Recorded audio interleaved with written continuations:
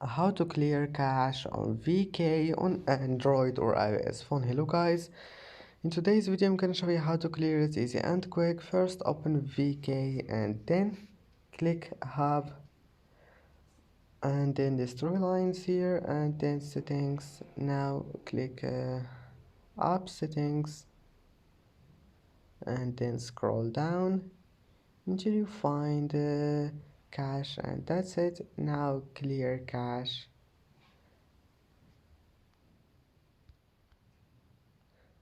And as you see, cache have been cleared, and I hope that can help you because it's easy.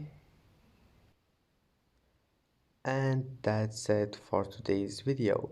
If you like this video, please don't forget to like and don't forget to subscribe. And thank you for watching this video until the end, and see you in the next video.